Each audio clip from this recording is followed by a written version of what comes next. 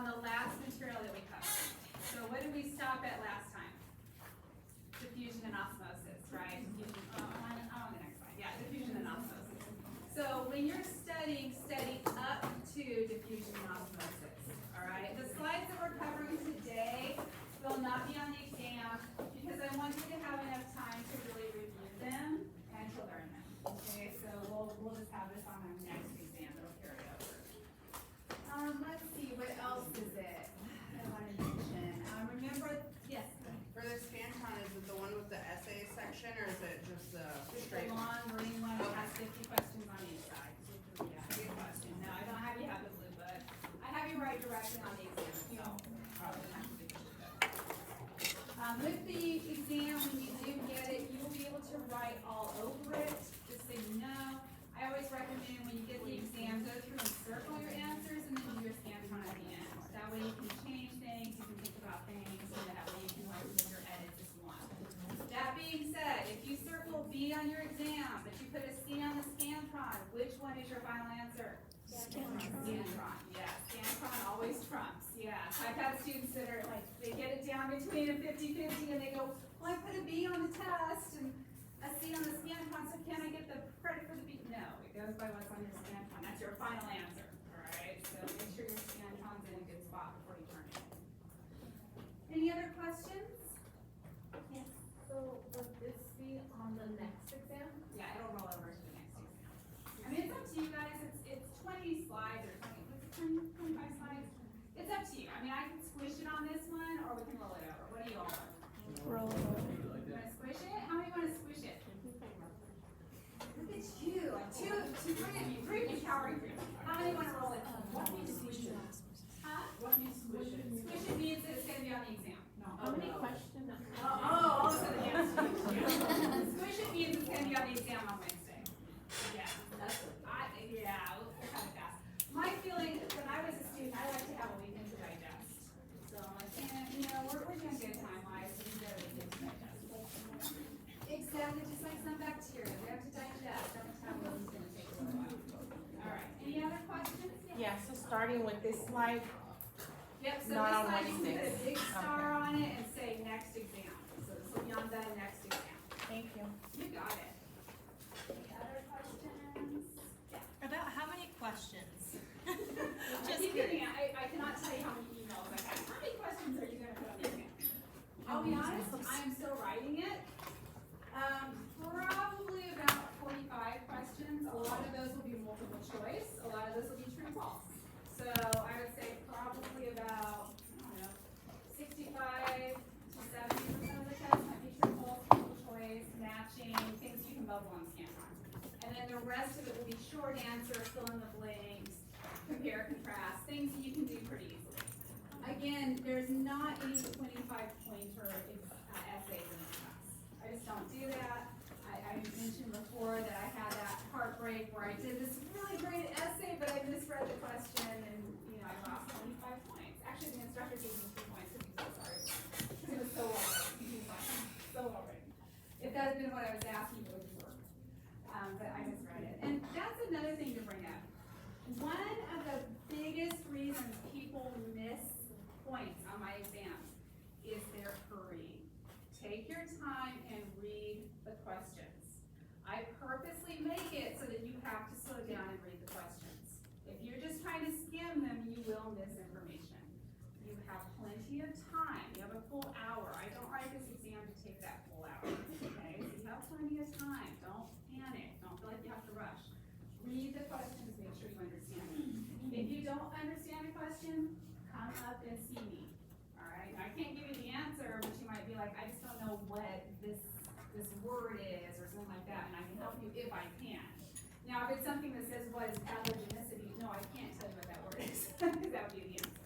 But I can say, well, why don't we think about how that would impact health? Something like that. Okay? Any other questions? What are we doing for lab tomorrow on Tuesday? Open that. Just open lab. Yeah, it's just open lab. So just have the doors open, you can come in. I had a student ask me, can I write on the board? Yeah, you can write on the board, you can do whatever you want. I'm just there to, be there in case you have questions or anything. Okay, you probably noticed I have not loaded chapter 5 yet. That is on purpose, that is intentional, flow because I don't want you stressing about trying to look ahead at metabolism. We're not there yet. So that will be going up over the weekend. I'll get your 5, 6, 7, and 8 loaded. So we're gonna be finishing these slides today. We'll probably get done a little early. Oh, that's sadness, right? And then you can go study. All right. Can you go back one slide? You found it. The quiz? Yeah. Yeah, we did this last time, though, right? We didn't? Oh, we didn't. Okay, we did this. Oh, I got your card there. Oh, I'm glad you asked, Brandon. Yes. Okay, thank you. Okay, Doc. Okay, so we were talking last time about the principles of osmosis. What does osmosis relate to? Is it relating to solute flow or water flow? Water. Water, good. So remember, that's the key difference between osmosis and what's the other one? Diffusion. Yeah, diffusion, we're talking about the direction the solutes are going. Osmosis, we're talking about the direction the water is going. We talked about hypertonic, isotonic, and hypotonic solutions. The way I told you to remember those, hypertonic, think of P4. Exit. Exit, good. Hypotonic, picture that O getting bigger, bigger, bigger, and swelling. I told you another one of my students told me hypo, they flipped it and said hippo, right? And hippo was a big water mammal, so that's what they're picturing in their head. And then we said iso means balance. So with a hypertonic, isotonic, and hypotonic solution, we can have our cells be impacted in different ways. If we're in a situation where it's hypertonic, let's say I water a plant with salt water, or if you've ever gone into the ocean and you've been out in the ocean for a while, you'll notice that your hands will shrivel up faster. If you drink the salt water, you start to feel dehydrated. Not that you're intentionally drinking salt water, but if you're like me and trying to learn how to surf when I was like, gosh, teenager, I think I drank half the Pacific Ocean. Yeah, I finally gave up surfing. Right? When I was a Cal Poly teacher, I was teaching up there as a grad student, and my friend convinced me to try it one more time, and we did, and the board popped up and hit my nose, and I ended up with 2 black eyes. So having to teach with 2 black eyes was pretty darn embarrassing. Now when that happened, my biggest concern was I was bleeding, and I could just picture Jaws. You know, I was like, there's blood in the water, Jaws is coming. Like, you know, that was it. So that was my coming to Jesus moment. I was not meant to be a surfer. All right, like I got out of the water, I was like, that's it, we're not doing that anymore, we're not doing that. So what was happening when I was swallowing half the Pacific Ocean? My cells inside of my body were in a solution where there was a lot of solutes. The water was gonna flow out of the cell, it was gonna exit, and so I was shriveling up. The same is true if we water plants with a lot of like salt water, they'll shrivel up because there's too much salt in solution. Isotonic, that's what we do when we drink our water bottles, that's what we do when we keep ourselves hydrated, we're keeping a natural balance. When we feel thirsty, our body is saying, hey, I need some water because I want to try to balance homeostasis with an isotonic environment. Hypotonic is when we have a solution that has less solutes outside, so the water is going to flow into the cells, and when that happens, they're going to swell up. I think I mentioned last time about our lab tech who liked to water the plants with deionized water because she thought they looked so happy, and then the plants would end up dying because it was stressing their cells out. They were so swollen. Our cells, when we get into a situation where we swell that much, our cells don't have a cell wall where they'll pop. They'll actually, destroy themselves. A plant cell, they have that cell wall they can't pop. So they like stretch, but they're so stressed out because the turgor pressure is so big inside of them. Okay, now we can get to our quiz. So how do osmosis and diffusion differ from one another? Osmosis is dealing with the flow of water, and diffusion deals with solutes. Excellent. So osmosis is water, diffusion is solutes. How are simple, facilitated, and active diffusion similar and different? So this, I would still consider you to know this stuff because of the fact that we did cover this in our lecture last time. All right, so you should know diffusion, osmosis, all of that. Okay, so simple diffusion, which way are we flowing? High to low. What do I need to flow? Nothing. Yeah, no ATP, no channels. Good. All right. Facilitated is also high to low. No ATP, but I do need a channel. And then active is going to be opposite. We're going up the slide, low to high. And I need ATP. Excellent. And I also should have channel.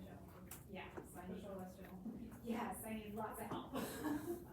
So trying to do active flow, I so the next slide is where I want you to put your star, and that's where we'll be going from the next time, okay? So this is still fair game for a quiz, exam, this is still fair game. Okay, so, starting for our next exam, this is where exam 1's gonna end, exam 2 is gonna start here, alright? So, we've been working our way, yes, you got it. We've been working our way from outside of the prokaryotic cell to the inside. So when we were on the outside, we were talking about flagella and pili, and we were talking about the fringes that can attach the fimbriae, and then we started talking about the cell wall, and now we're finally to working our way inside. We're to the plasma membrane and the cytoplasm. So the plasma membrane is going to wrap around the cell. Again, that's that phospholipid bilayer, and that is going to help regulate what comes in and out of the cell. Okay, so it's going to be a regulation layer. Now, with our plasma membrane then, it's kind of like protecting the cell components that are inside. And if I go inside of the bacterial cell, it is a very simple cell inside. I'm going to find a lot of cytoplasm, I'm going to find some DNA, and some ribosomes going to supply it. The cytoplasm, which is the next layer that we're going to encounter. Think of cytoplasm as kind of being like egg white. If you've ever cracked an egg to cook, that kind of white part of the egg that you can play with is kind of sticky and stringy. It's not really liquid, it's not really, solid, it's like a gel. That's what the cytoplasm will look like. So it's got a little gelatinous feel.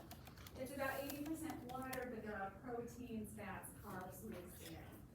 It's going to be the home or the area where we're going to find the nucleoid.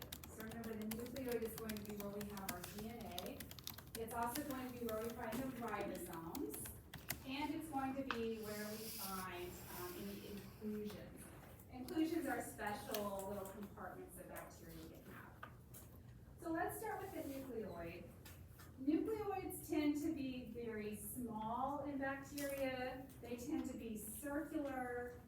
They're double-stranded because they're DNA, but they're not taking up a whole lot of the cell volume. Part of that reason is we've talked about how our DNA is like a library. So if I go next door to the library, I have all these books available. Bacterial DNA, it's like those little reading stands in neighborhoods. You guys see those cute little book stands? There's like a couple of books available and you can borrow them and bring it back. That's bacteria. They're just simple. There's not a lot going on there. Now, because they're so simple, that's how they can adapt and mutate and change to environments so easily. When something changes in their world, they can easily adapt. For us, we have to take our whole library and try to adapt it and adjust it. It's a lot harder. Now, the other thing about bacteria is a lot of them have little segments of DNA that are found outside of their nucleoid. And these little segments are called plasmids. Think of plasmids like recipe cards. I told you how bacteria can share DNA from one another. The way they can do that is through plasmids. And when I share DNA with my neighbor, it'll have information like, here's how you make a capsule. Here's how you become immune to penicillin. Here's how you can become more virulent. Yeah, they're the capsules or the information that we don't want them to share. Yeah, unfortunately, bacteria are very good at sharing these plasmids. And again, they're very small, they're just little formula recipe cards.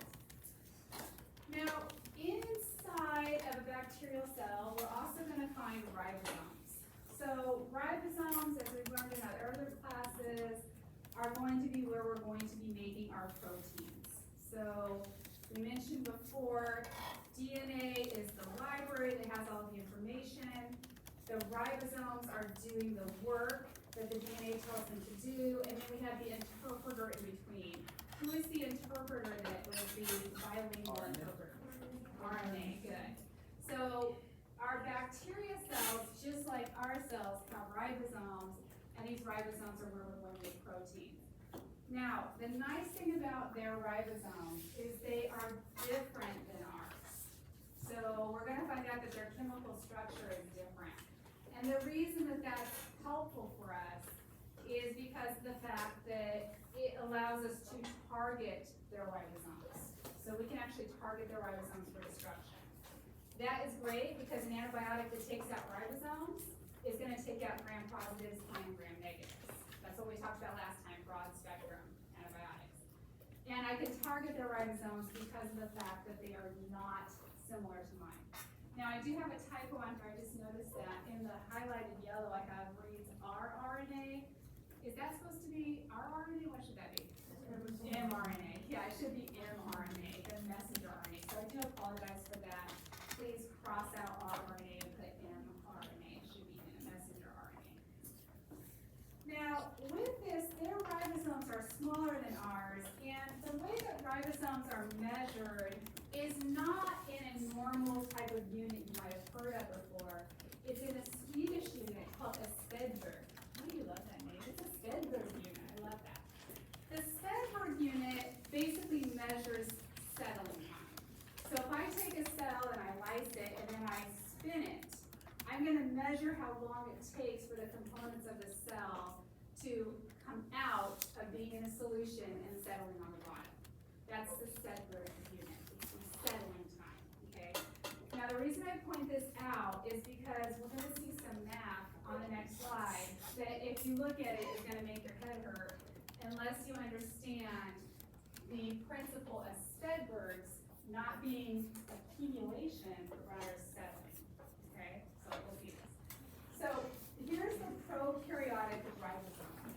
Now notice it has this small subunit and it has a large subunit. When you picture ribosomes, y'all know by now I'm a foodie. When you picture ribosomes, I want you to picture hamburger buns.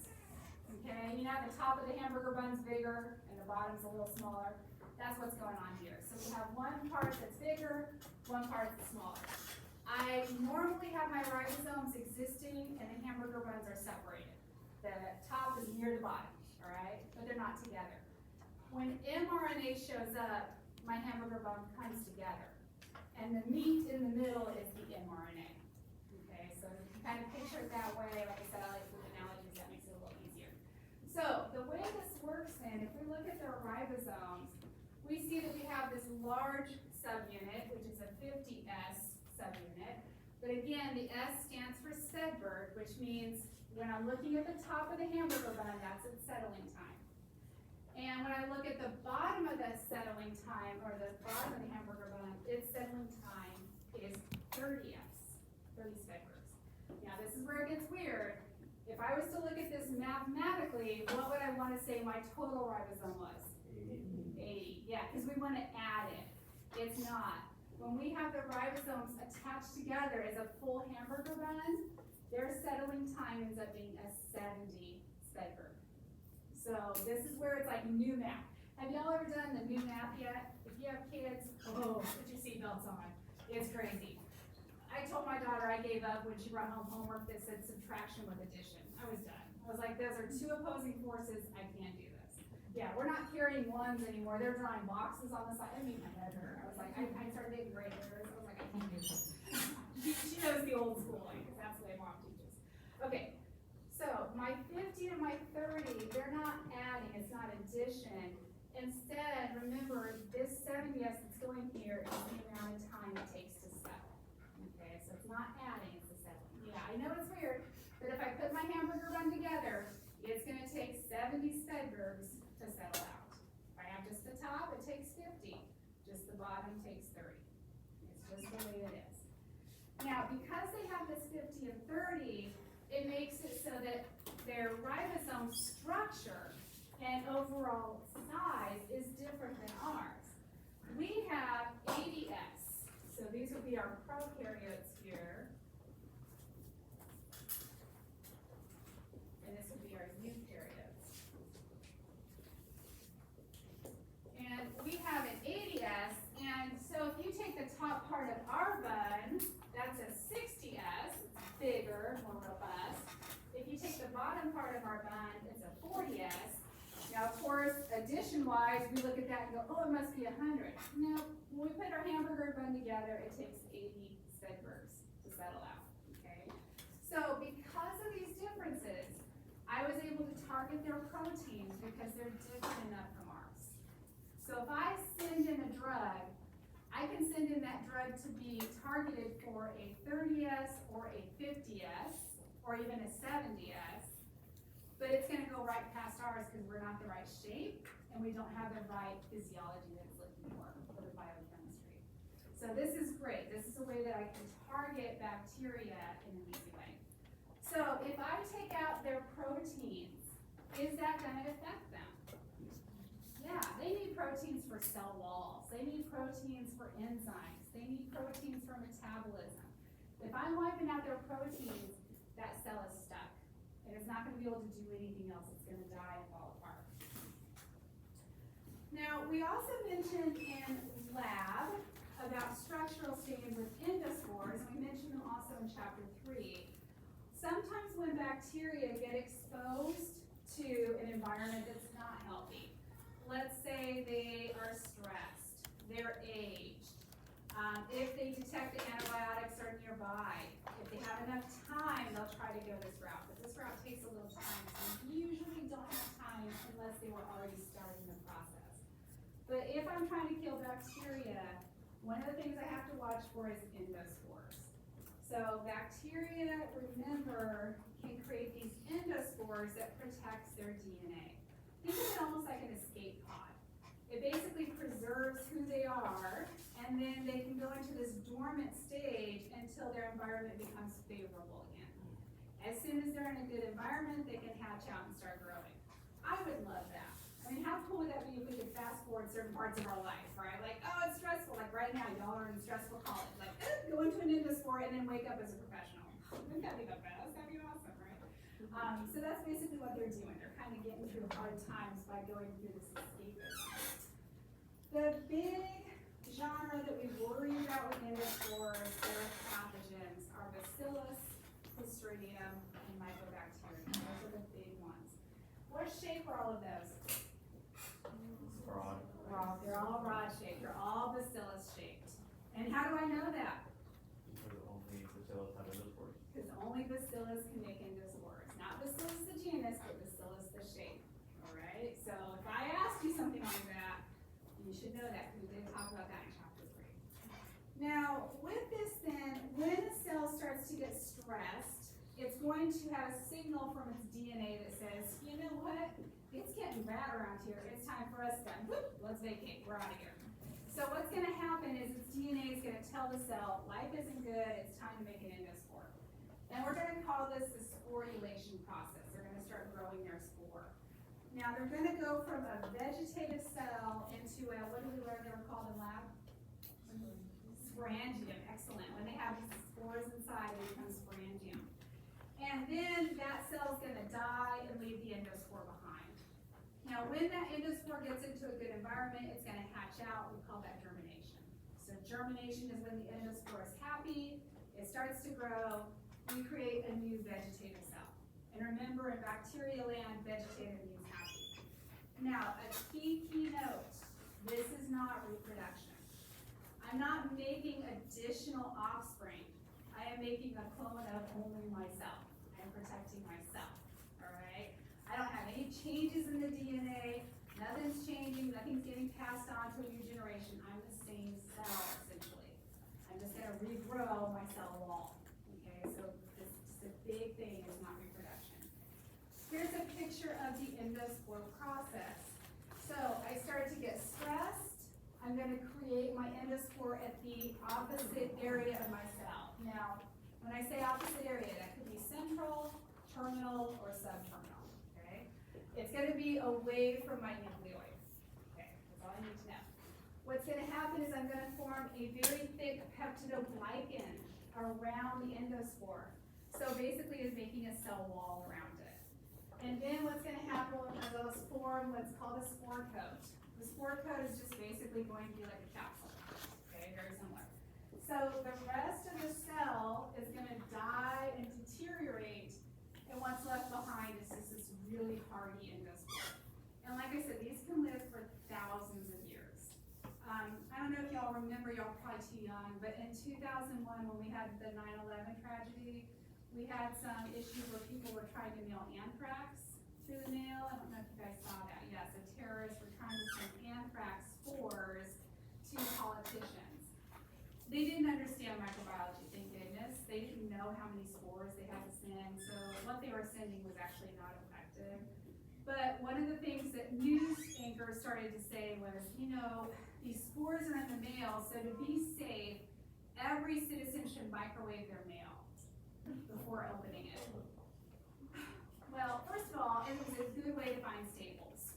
If you microwaved your mail, you were gonna get to see a lightning show, right? Because metal in a microwave, not a good idea. And sometimes things are mailed to you with staples in them, or paper clips, or whatever.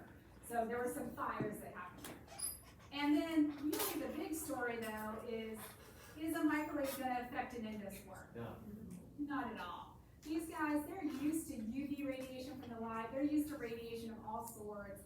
I could burn an area, high heat doesn't affect them, they don't care. These guys are resilient. So again, they're just pretty hard to destroy. It was really hard to destroy an endospore. You have to use a very strong chemical that's targeted for the coat and the peptidoglycan layer to actually get rid of them. And that's why even when we work in a lab setting, there's only a few things that we can do to kill endospores. We'll talk about that when we get into chapter 7, which is where we're gonna be killing our bacteria. We're gonna learn how to grow them, and then we're gonna learn how to kill them. So again, it was kind of an interesting thing to see where the news sometimes tries to tell people stuff, but they don't always have the right information. Okay, where is DNA located in a prokaryotic cell? The nucleoid region. Good. Under what conditions do endospores form?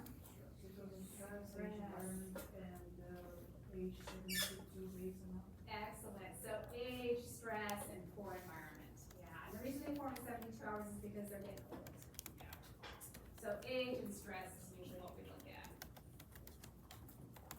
So I have a feeling in here on Wednesday there'll be lots of endospore formation because we're all gonna be a little stressed, but you guys got this. So you got it. Okay, final comparison then, if we were to look at them side by side, this is just a little helpful table. When I was a student, I actually put a table together that was like this when I was studying on one of my flashcards, and it just kind of helped me visualize. It's just a reminder of the differences as far as like where DNA is found, the fact that their DNA tends to be circular, ours tends to be linear, more in long lines. They don't have mitochondria, we do. They don't really have any organelles, and we do. They have those sex pili, we can't do that. We can't build pili and share information, we can't do that. Plasmids, sometimes they're present, not always. Plasmids for us are always absent. And then cell walls. Okay, that gets us to us, the eukaryotic cell. So this is an odd one, it shows the flagella, most cells have flagella. No, we just have that on this slide to remind us that some cells, aka sperm, would have a flagella, so that's why I put it on there. Okay, so again, if we were to go from the outside in, we're gonna find that these have very similar components initially. The first thing we come into contact with is the plasma membrane. Just like what we saw with prokaryotes. The plasma membrane is going to be a bouncer layer. It controls what comes in and out. It has those proteins that recognize self. It has proteins for communication, for structure, for support. So just like what we saw before. One thing about our cells, about animal cells in particular, is because we don't have cell walls, we have a lot of flexibility. So one thing we can do is we can do cell grouping. It's called endocytosis. If I want to bring a big clump of sugar in, or if I want to bring in a lot of water, let's say you drank too much ocean water and now you're drinking fresh water, your cells are trying to recover. Our cells can do this thing where they kind of pull in and pinch around a big clump of water and pull it in, or pull in and pinch around a big clump of food. They also use this in white blood cells to kill bacteria. I have a white blood cell, I come up to a bacteria, I can go around it and pull it inside, okay? Now the beauty of that is the white blood cells would rather have the bacteria inside of them than out in the body. Because when they're inside a white blood cell, they're not able to reproduce and to cause mischief, all right? It's just like, if you have a pet at home, maybe you put them in a pet crate or you put them in a gated area, just so they're not causing mischief everywhere. That's what the white blood cells would do. So we call that phagocytosis, that means cell eating. So that's basically what's happening there. Penocytosis is when we're drinking. So that's gonna be when we're pulling in water or food like sugars. Now again, we have our cytoplasm. Our cytoplasm has a a lot more stuff inside of it though. So in our cytoplasm, we have what's called the cytoskeleton. You can see that here in these green fiber or green networks. Kind of looks almost like a peacock feather here. The blue is the nucleus and the green lines are the cytoskeletons. Cytoskeletons are basically proteins that can extend and contract that can allow cell movement. They also are going to help with cell support. If you picture like a building when it's being built, the first thing they put down are the scaffolds that'll hold the walls. That's what these proteins or cytoskeletons are. That's why, like when I'm standing up here right now, my foot cells are getting squished and compressed by my body weight. Luckily, I only weigh 98 pounds. I mean, otherwise they'd be really strong. Yeah, right. So no matter how much we weigh, we're putting weight on those cells. The reason our cells don't just squish and die is because their cytoskeleton pushes back up. So that's how they're able to keep their shape. That's how they're able to push back on pressure. Okay, so the cytoskeleton is going to be important. It also allows cell crawling, cell movement, so by extension and compression, so cytoskeletons are very big. Most prokaryotes out there, they don't have a cytoskeleton. It's kind of like extra baggage. We used to say, when I started teaching in 2010, we used to say they didn't have any. And then in 2022, we found one cell that had a cytoskeleton. We were like, darn it, darn bacteria. You know, it's a bacillus, of course, always bacillus. So they ended up having a cytoskeleton, so I can't say that anymore. I will say it's very rare. 98% of prokaryotes are not living, 2%. Again, it helps with structure, movement, support. We also can do something called cytoplasmic streaming. And the way that that works is these little proteins can help make a current just by movement inside of the cell. And that can allow nutrients to share. So let's say I pull sugar in here, I can move that sugar around the cell. So now I have that nutrient available all over. I can also move it towards my neighbors so they can borrow some. So cytoplasmic streaming is a good way for me to share information and energy. Cytoplasmic streaming is also used by plants a lot for photosynthesis. If you look at a tree, you have some of the leaves that are in the sunlight. If they're in the sunlight, they're making sugars. But what about the tree leaves that are underneath that one that are in the shade? Well, that neighbor is going to share the nutrients through cytoplasmic streaming with their neighbors. So they do this. So if I'm a shade leaf, I'm still getting nutrients from my sun neighbors. So it's for moving like nutrients and then communicating? Yes, for moving nutrients. It also helps them with communicating back and forth to each other. We'll say moving nutrients, but we do see some communication because they'll help move proteins and release protein channel information. We also are going to have cell walls in some of our bacteria, in some of our eukaryotes. Not in us. Again, we don't have cell walls, which is why we're so flexible. But we do see them in our plant cells, and algae, and in fungi. Again, their cell walls are going to be mostly of sugar components. So when I look at a cell wall in a plant, it's cellulose. When I look at different algae, sometimes they have cellulose, sometimes they have something else incorporated in it. So cellulose, chitin, lichen, which is another kind of sugar, or mannan, which is another sugar component. They also have the glycocalyx. The glycocalyx is another way that we identify self. It's basically protein and carb extensions.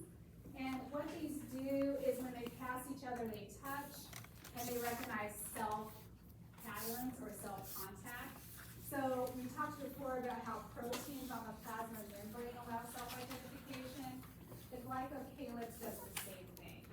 Now this hopefully makes sense because when you picture something like a plant and they have a cell wall, they're not going to really be able to like talk to each other through their plasma membrane. They have a cell wall. The glycocalyx is going to allow them to chit-chat. It'll come through the cell wall and allow them to chit-chat. Is that also what the capsule, slime layer, and biofilm are called? No, because we're in eukaryotes. Okay, but it's So- all the same thing or no? I guess it could be. I mean, usually we say specifically capsule, we say slime layer. It just means a sugar coat. So if we want to use EPS it, or whatever. yeah, so if we wanted to use it, ooh, careful. Is that not it? LPS is different. But EPS, extracellular polymeric substance. Right, extracellular, yes. Not, I thought you said LPS, Oh, no. which is the lipopolysaccharide. What which is the only cells that have the LPS, Okay. by the gram negatives, right? But yeah, so this is an extracellular component, so it's a sugar coat Okay. specifically. So yeah, I think that in my bacterial slide, I did mention glycocalyx in passing as a sugar coat. But that's a general term, and then we get more specific for them, we say capsule, or we say, slime layer, so we get more specific. Okay. Does that make sense? Yeah. And you mentioned there's glycocalyx for plant cells too. It says it's made from animal plasma membrane, but it's animal and plant for Yeah, eukaryote. plants can also have them as well. We have found them in a few. Yep, we got it. Again, it tends to not be the norm, but they do show up. Alright, good questions. Okay, let's do a quick understanding check. This is one of those, it's like testing our knowledge. The antibiotic erythromycin, erythromycin, binds with the 50S portion of the ribosome. What effect does this have on a prokaryotic cell? Would it affect a prokaryote? No. Do they have 50S's? Yeah, they do. So if I take out their 50S, what's gonna happen to them? What can they no longer make? Proteins, good. So the effect is that I'm going to kill the cell because I'm taking out its proteins. How about us? Do eukaryotes have a 50S? No. No. So we would have any impact? No. So we would be okay. Fair question? So, under the viruses have like 2 parts. So, well, obviously, we have to have like large section which is floating around the cell. Right. So you have them put together. Okay, so the question was, that we have this large unit and a small unit near each other, so if we put them together, would we still have a 50S, because that would compile up, right? So you're thinking like eukaryotes and prokaryotes? Yeah, so they're actually completely different in their chemical composition, their biochemistry. So the 50S subunit is totally different than the 60S. It's not like size, it's not like we're just 10 instead we're bigger. It's actually, we have a different biological fingerprint. So our components, our proteins, our amino acids are completely different. So good thinking, I see where you're going with it. But yeah, we would have to see exactly that hamburger bun, that exact shape to be able to attack it. A 60S would be like the monster size, a 50S would be smaller, so it wouldn't get recognized. The 60S wouldn't get recognized. Okay? So for prokaryotes, they can't make proteins. If I can't make a protein, I can't survive. So that's my gut sentence. Eukaryotes, I can make proteins, so no effect whatsoever. It's not targeting my hamburger buns. It just goes right past them. Alright. Y'all like this? I know I have to laugh because I've gotten like exams back that say, well, the hamburger buns have this. It makes me laugh because I'm like, I get where you're going with it. But yeah, I like it. Okay, what other things will we find inside of our eukaryotic cell? Well, we'll find the nucleus. So again, the nucleus is like our library. It has all of the chromosomes inside of it. Think of chromosomes as being, I think I mentioned this before, like a pair of shoes. We can tell our shoes go together, but our left shoe is not identical to our right shoe. Just like our chromosomes that we inherit from our parents, they go together, but they're not identical.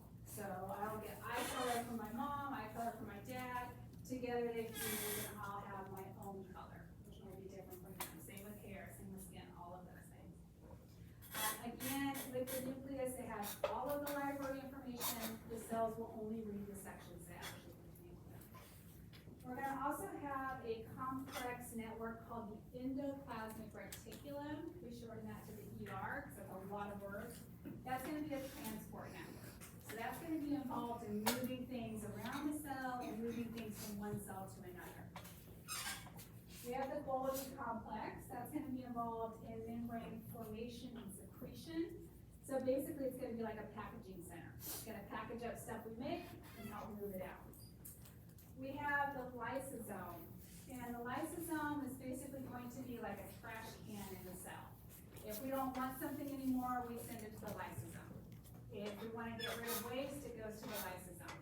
That's where there's a caustic agent inside of the lysosome that will break down and recycle nutrients. Now, one thing about the lysosome is it's full of digestive enzyme. It has a membrane around it to keep that enzyme from getting out. However, if a cell is sick or is ready to die because of old age, its DNA will send a signal to the lysosome, and the lysosome will open. And when that happens, we have apoptosis. That means cell death. So sometimes the lysosome is also called the suicide sac. When we have a cell get sick, remember how I told you we're learning how cells communicate? So one of the things a cell will do if it's sick is it will try to send out a distress call. And if a T cell is nearby, which is one of our white blood cells, will zoom over. It's not a white blood cell, it's a protective cell. It'll zoom over and it'll get near that cell that's sending out that distress signal, and it will help its DNA become activated to stimulate the lysosome release. So basically what it's gonna do is it's gonna encourage that cell to die and take the bacteria with it. And the cells will do that. They do a lot for us. Vacuoles, we're gonna see these primarily in our plant cells. Vacuoles are a nice area where they can store water. It's like kind of like a big water balloon that they use to store water or dissolve sugar or substances like that. We also have the mighty mitochondria. The mighty mitochondria is where we're going to have ATP formation. So this is going to be very important for cell growth, for cell function. We need to have those energy creators, so ATP. We're going to have the chloroplast. That's found in only plant cells or photosynthetic cells, so like algae and stuff like that. Not in animal cells because we're not photosynthetic. The chloroplast is able to absorb sunlight and turn it into an energy source, into a sugar source. I wish we had that. I don't know about y'all, but when I'm stressed, I love to sit out in the sun, right? Of course, I put my SPF on, I don't want to get burned. But I love to sit in the sun and just absorb that light. How cool would that be if we can get sugar while we're sitting there? It'd be like the coolest thing. I feel like we got substituted by not having chloroplast. One thing that's interesting is the mitochondria, there's no set number in a cell. So if you are an athlete and you work out a lot, you're gonna have a lot of mitochondria. If you're like me and you like Cheetos and Starbucks and sofas, you're gonna have maybe two. So, one of the things they tell you when you first start working out, how do you feel those first few days? Awful, tired, sore, exhausted. But if you stick with it, it does get better. Why does it get better? You grow mitochondria. Your cells actually respond to the stimulus. And you'll train them. You'll start growing more and more mitochondria. You want to see a cell full of mitochondria? Look at an athlete's muscle slide tissue. Oh my gosh, those Olympians, mitochondria for days. It's amazing because that's what they do. That's like their job. It's amazing what they do. You also can have the peroxisome. That's going to help with oxidizing fatty acids. More than anything, it's going to also help destroy chemicals that we come in contact with. H2O2. Does anybody know what that's called currently? Hydrogen peroxide. Yeah, hydrogen peroxide. If I pour hydrogen peroxide on my hand, what am I going to see? It's going to bubble, yeah. I have a special enzyme that's in my peroxisome, which is going to take that hydrogen peroxide and it's going to convert it into oxygen, that's the gas, as well as water. So that residue that gets left behind is H2O. So I'm going to release O2 and then I'm going to create H2O. So that's what I see, that effect when I add hydrogen peroxide. Bacteria that do not have peroxisomes, if I add hydrogen peroxide to them, it can actually kill them. We used to think hydrogen peroxide was really good. Like if you got a cut, we were like, oh, put that on there and that'll kill bacteria. No, we learned later that a lot of bacteria have peroxisomes too. So they were like, what are you doing? Ew, that water bubble, okay, we're good. Yeah, they were doing the same thing we were doing. It was like, oh. We do still use hydrogen peroxide when we're trying to get dirt or debris out because it can bubble and remove some of the dirt debris or push it up to the top. But we don't really recommend doing it for a paint cut because it's really not going to help too much. So if we were to look at our animal cell overall as a factory, what we would see is with the organelles, each organelle that's present has a specific job or function. The way I like to picture the cell is basically like it's its own little business. And every person or every organelle in that cell has its job. And so that's what we can kind of look at when we see this. This is just kind of a little summary of some of the organelles, and we'll talk about these in the next few slides. So we're going to start with the rough endoplasmic reticulum. So So going back to this slide, we're gonna start where the nucleus is. Notice as we move out, there's some areas that are kind of like folded, they look like little semicircles and have little purple dots. That's the rough ER. The rough endoplasmic reticulum is going to be where we're going to be manufacturing our proteins primarily. So the reason it's called rough ER is because it's full of ribosomes. If I look at the rough ER, all those little dots in there are the ribosomes.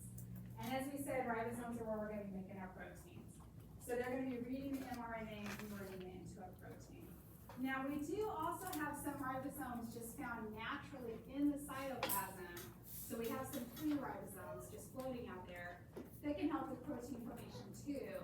But this is kind of like a little nest of them. Think of it kind of like a police station. If you go into a police station, you're going to find a policeman easily. But if you walk around the neighborhood, you'll also find a few that are out there just circling. Okay, same kind of idea. So most of the ribosomes are like intensely packed in this area, which again is called the rough ER. The proteins are going to get processed here in the rough ER, and then they can be moved either in the cell itself or moved to another cell.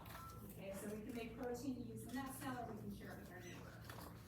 Now, right beside the rough ER is another area of kind of folded tissue that's a little looser.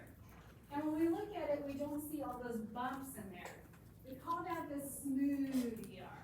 Okay, so the smooth ER is smooth because there's not any ribosomes present in there. The smooth ER, instead of making proteins, is going to be where we are going to synthesize or make lipids. So any kind of fats that we might need. It's also where we can detox. So if I have a substance that I've ingested, if I send it to the smooth ER, it'll absorb and detoxify that substance. It'll help break it down and then send it to the lysosome. So what's an organ in our body that does a lot of detox? The liver. So if I look at the liver cells, they have a huge smooth ER area. So they have a more massive smooth ER than what we see in some of our other cells. And the reason for that is because their job is primarily detox. Could you go back a slide? You got it. Thanks for asking. Is that how you end up with a fatty liver, or? So a fatty liver happens when you're eating a lot of carbs, and those carbs will get stored short term as a sugar. But if we're still not using them, the body will actually take the sugar components, break down the carbons, the hydrogens, and oxygens, and they'll reform them as a fat chain. Oh, okay. And then because it has this extra fat, it's like asking the cells, do you want it, do you want it? And the cells are like, no, we're good. So the body's like, well, I'll just send it to the liver and we'll store it there temporarily. Oh, Because okay. we might need it eventually. And so what happens is over time, if we're not using those carbs that we're eating and bringing in, they can start to build up. And that can cause the liver to get blocked and large, which can be that fatty liver. Okay, so we have the smooth ER and the rough ER. So again, the rough ER is where we're going to be making our proteins. The smooth ER is where we're making our lipids, and we're doing some detox. So two different functions. They're neighbors, they're nearby, they're two different functions. They're also going to be responsible for making our hormones. They help with processing hormones in the smooth ER. Okay, so I've gone through the rough ER and I've gone through the smooth ER. I've made proteins, I've made lipids. What do I do next? Well, the next thing I want to do is I go to the next set of organelles that are nearby, which are called the Golgi bodies. Or sometimes folks will call these the Golgi apparatus. The Golgi body are basically little stacks of membranes that are going to take what we just made, the proteins or the lipids, and they're going to package them and send them somewhere in the cell. The way I like to picture this, picture the Golgi as kind of being like UPS or Amazon, all right? They're not necessarily making a product, but they're passing the product along, all right? So if I order something from Amazon in your cell, so to speak, the ER, the smooth ER or the rough ER is gonna make what I order. It goes to the Golgi is gonna package it in a little box. We call those little boxes vesicles in the cell. And that vesicle is gonna move to where it's needed. Maybe it'll be somewhere in my same cell, or it might be in a neighboring cell, or it might be in another location in the body, wherever it's gonna go. But that's where it's gonna get packaged and it's gonna get tagged with where it needs to go in the body. So together, the ER and the Golgi are really our transport system. Again, they work hand in hand because somebody's got to make and somebody's got to distribute. So that's the way that they can work hand in hand together. The rough ER is going to be making what? Ribosomes, good. And not ribosomes, sorry, proteins. It's going to be making proteins. Rough ER makes proteins. I thought we were going. You were good. Yeah, you were good. They're going to be making proteins. What does the smooth ER make? Lipids. Yeah, what else can they make? Hormones, good, hormones. And then what else can they do with a smooth ER? Detox, good. And so I'm gonna make my lipids or my hormones, and now I'm gonna go to my packaging center. Who's my packaging center? The Golgi, good. And that's where I'm gonna get packaged and I'm gonna get sent out. When I get packaged, that means I get a little membrane wrapped around the product. We call that a vesicle, and then that gets shipped out to wherever it needs to go. And again, sometimes the vesicle stays in the cell itself, sometimes it's gonna go somewhere else. Okay, we have the lysosome, as I mentioned, that's like our trash can or recycling center. The lysosome is the little organelle that's going to receive any other products that were detoxed, that are now left over, and it'll break this down. It's gonna digest waste. It's gonna digest anything that the cell doesn't want anymore. Once the digestion is complete, the lysosome returns the carbs, the hydrogens, the oxygens that isolated, and those can go back into other units. So basically the way you can picture this is I give the lysosome a Lego structure. Let's say it's an airplane. It's gonna break it down, and all the little Legos that it's going to release can get either released back into the cell or they can get destroyed. The lysosome will decide what can be released and what can't. Okay, is the function of the nucleus and the nucleoid similar? Yeah, because they're going to be very similar. They both house the cell's DNA. What's the big difference between the two? What does the nucleus have that the nucleoid doesn't? A membrane, yeah, or covering, yeah. So really the big difference is the nucleus has that sac-like covering, the nucleoid doesn't. How do rough and smooth ER compare structurally and functionally? So let's break this down. How does the rough ER compare structurally? It's rough because it's covered in ribosomes. Good. How about the smooth ER? Is it rough? No, it's going to be smooth and just be membrane folds. Okay, how do they compare functionally? What does the rough ER make? Proteins. What does the smooth ER make? Lipids, hormones, and then it can detox, right? So it makes lipids, hormones, and detoxifies. So as long as you understand the difference between those, that's great. What does the Golgi do for us? Packaging, good. So it's gonna take these proteins, it's gonna take these hormones and these lipids, it's gonna package them and send it to where it needs to go. Okay, let's go to. Sorry. No, you're fine, hang on. Got it. If you're asking, I guarantee you, other people are asking too. They're like, woman, slow down a little. Okay, let's go to the next one then. So, the next group of organelles we're gonna talk about are the mitochondria. So like I said, the mitochondria, their number isn't set, but we call them the mighty mitochondria because they are in charge of making energy, ATP for us. So with the mitochondria, they are going to be responsible for creating the energy tokens that we need to have our cells doing kind of function. The more mitochondria we have, the more ATP we have available. So like I said, if we work out, our cells respond and then we build mitochondria. One of the things that athletes like to do is to stress their cells. They'll train at high elevations. You guys heard of that? Train at high elevations. What is limited at a high elevation? Oxygen, yeah. So it turns out to be able to make ATP, that mitochondria needs oxygen. So if we stress them out, we're not giving them a lot of oxygen to work with, one of the ways they compensate for that is they actually increase their numbers. So that way they figure that even though there's not a lot of oxygen coming in, the more mitochondria I have, I'm ready to grab the oxygen as soon as it shows up.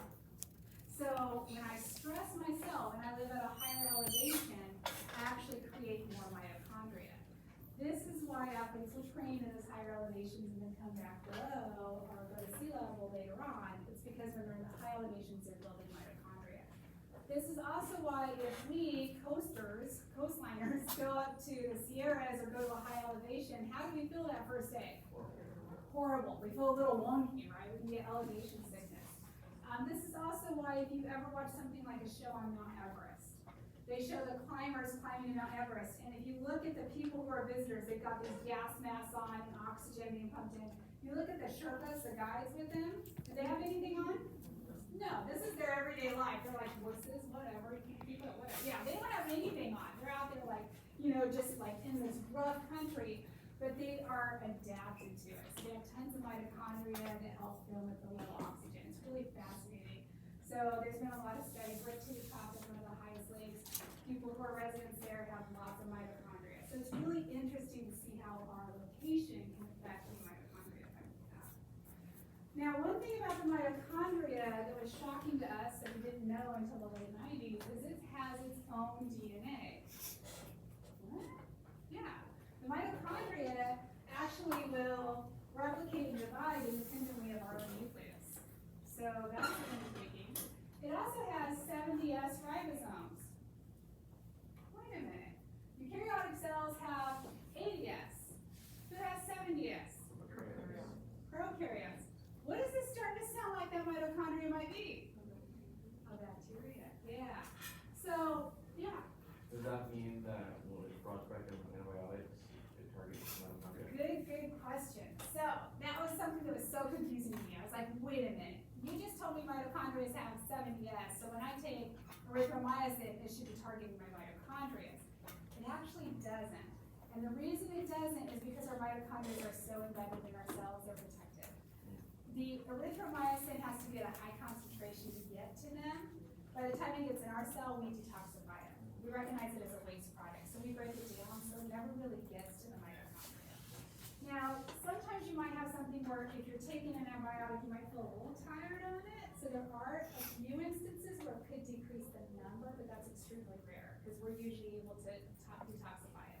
So it's a good question. I love that you thought of that. Because I was the same way. I was like, wait a minute. So that gets us to this theory that developed in the 90s called the theory of endosymbiosis. So endo, what do you think of endo? What does that imply? Inside, yeah. And symbiosis, have you ever heard of organisms that are symbiotic? Yeah, symbiotic means working together. So symbiotic means sharing energy, working together. For example, bees and flowers are symbiotic. They work together, right? Flowers produce pollen, bees will come to get the pollen, and they will help fertilize flowers. So what do we think happened was millions and millions and millions of years ago, this is not something that was recent, this was actually way back when the eukaryotes were still single-celled, so before they really got multi-celled. We think that a eukaryote ate a bacterial cell, or a prokaryote, okay? And when it ate this cell, it didn't digest it right away. So it was eating it as a food source, okay? So as it ate the cell, it didn't digest it right away. And that little prokaryote that was inside of the eukaryote started just kind of living its normal life, not really realizing that it had been eaten, and it started releasing ATP, because it was an energy producer. And that eukaryotic cell went, oh, maybe I won't kill him, maybe I'll keep him around for a while. And then over time, that prokaryote started to replicate, and that eukaryotic cell got more energy. We actually think that this is how we actually became multicellular. We think eukaryotes probably didn't have enough energy on their own to do this process until they ate this bacteria that just happened to be a hyper-energy producer. And then once these eukaryotic cells had more energy, they could start to compartmentalize a little more. They could build a neighboring cell. They could start to get multicellular. They could start to get more complex. Think about it this way. It's kind of like money in your bank. When you don't have a lot of money in your bank, can you be really creative? Yeah, maybe create a living, right? But you're not as creative as what you want to do. You're not traveling and doing all the stuff you want to do. As you get more and more money, you get to do more stuff. These guys got more and more energy, so it allowed them to do more. So we see this with the ribosomes. We also see this with chloroplasts. So chloroplasts we mentioned before are in photosynthetic organisms. So we think that our eukaryote, our ancient ancestors, like 3.5 million years ago, our ancient ancestor, ended up having one cell engulf a organism that later on became our mitochondria. And then another cell engulfed that mitochondria, but it also engulfed a photosynthetic bacterium. And so it kind of got this double load. And then those two cells separated. One went the animal way, one went the plant algae way, which explains why some of the cells are photosynthetic and other ones aren't. So this process kind of looks like this. We think the cell, some of our ancient ancestors ingested chloroplasts. If that happened, then that means you're photosynthetic today. Other ancestors just got the mitochondria, and so they just have the extra ATP production today. And that explains why we see the 70S ribosome and why they replicate on their own. So it's pretty cool. So again, that's called the theory of endosymbiosis. We see some really complex creatures even later that did like a triple endosymbiosis, where they were ingesting not just bacteria, but they were ingesting proteins. It gets crazy. Like the more you go into our history, the more fun stuff you see. It's kind of cool. So this is what the mitochondria looks like. And when you look at that, does that look kind of bacterial? Yeah. What kind of shape does that have? Yeah, it's like a bacillus. It looks like a bacillus cell that was ingested. It has this plasma membrane. It has kind of like a cell wall appearance to it. Not a full cell wall, but it looks similar. It's got these cristae. It has what we call the inner membrane and the outer membrane. We think the inner membrane was probably its ancient phospholipid. The outer membrane was its ancient cell wall. Over time, those deteriorated because they don't need them anymore. They're not functioning on their own. At this point in time, the mitochondria is so adapted to living inside of our cell, if we tried to separate them, they wouldn't live.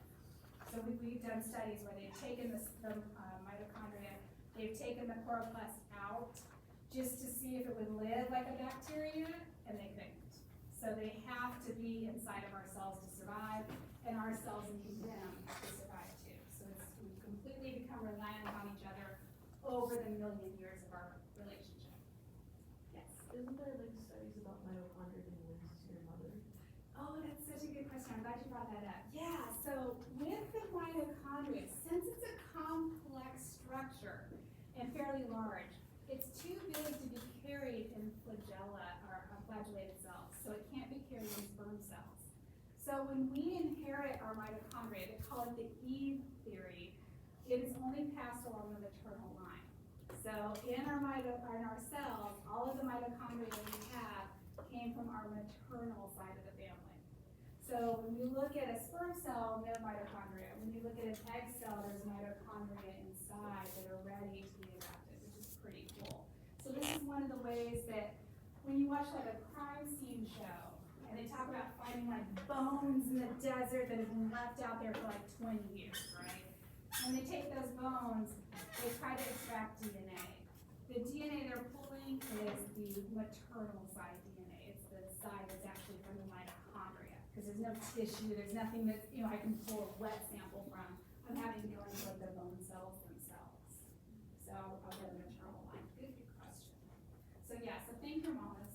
Okay, so thank your moms because they gave you the mitochondria. Okay, so other supporting facts that show that the mitochondria most likely were prokaryotes or bacteria at one time. When we look at their DNA is circular. It looks just like normal bacteria or prokaryotic DNA. They're the same size as modern bacteria, very similar structure. They look like a bacillus cell. They are going to divide, like I said, independently of our nucleus. They divide on their own. And when they divide through binary fission, which is how bacteria and prokaryotes divide. So they're going to divide very easily and separate their cell in half, a much simpler process than what we have to go through. So it's kind of cool. The good thing about binary fission, that means mitochondria can replicate quickly. Because binary fission is a fast process. This is why if we stick with working out, we will start to feel better because the mitochondria will adapt to our needs and we will start creating more. So here's our last slide, I think it's our last slide, that shows eukaryotic cells side by side. This is showing our plant versus an animal cell. And so when you look at them, you see very similar structures and components. In red are the structures that are different. So the cell wall, we don't have one. We have centrioles and plants don't. We didn't cover centrioles yet. What do centrioles do? Do you remember? Sort of for structure. It's only used in one part of the cell life, and that's during replication, yeah, mitosis. Centrioles help guide our DNA from one new cell to a different cell when we're going through mitosis. We'll talk about mitosis. And then plants have a chloroplast and so just kind of